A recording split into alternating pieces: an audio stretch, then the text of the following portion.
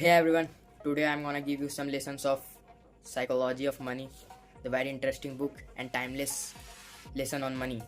तो इसके बारे में जानने से पहले एक टॉपिक था rich dad and poor dad book में, उसको रिकॉल करते हैं। उसमें रिच डैड कहते हैं कि कोई अमीर कब है जब उसके पास फाइनेंशियल एजुकेशन है। मैंने आपको एग्जांपल से भी समझाया था कि कोई जैसे लॉटरी में जीत गया पैसा, फिर वो गरीब हो जाता है। क्यों गरीब हो जाता है? क्योंकि उसके पास फाइनेंशियल एजुकेशन नहीं है। तो उसमें बोला कि कोई अमीर बन नहीं सकता जिसके पास फाइनेंशियल एजुकेशन नहीं है, वो लॉन्ग टर्म में गरीब हो ही जाएगा। लेकिन इसमें ऐसा बोला गया कि अगर आपके पास फाइनेंशियल एजुकेशन नहीं है लेकिन फिर भी आप अमीर बन सकते हैं।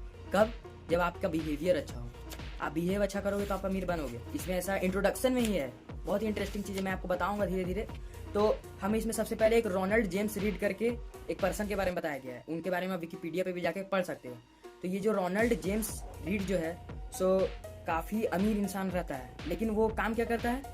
वो ये स्वीपिंग करता है, सफाई का काम करता है, कार का वॉश सेंटर चलाता है, मतलब छोटे मोटे काम करता है। और फिर वो काफ़ी ज़्यादा गरीब फैमिली से बिलोंग करता है स्टार्टिंग में, और फिर वो आगे चल के 2 BHK का घर खरीदता है। मतलब एक सिंपल लाइफ जी है, जैसे एक मिडिल क्लास जीता है।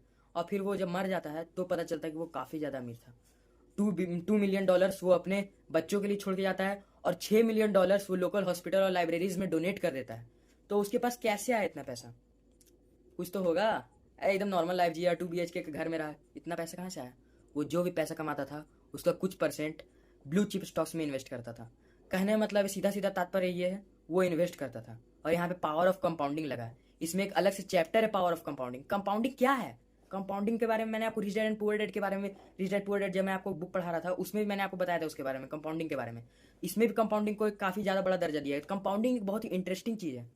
आपको स्टार्टिंग में रिजल्ट्स नहीं दिखेंगे।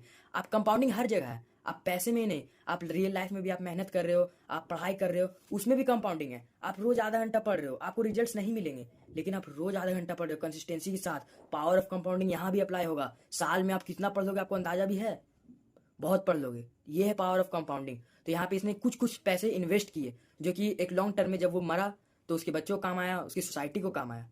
तो पावर ऑफ कंपाउंडिंग के बारे में हमें पता चलता है। तो नेक्स्ट सीरीज में हम कुछ अलग जानेंगे। आज हमने जाना पावर ऑफ कंपाउंडिंग। इसके बारे में अलग से एक चैप्टर है जिसमें मैं आपको और अच्छे से कंपाउंडिंग को समझाऊंगा। तो डेट्स फॉर टुडे। तब तक के लिए पीस आउट।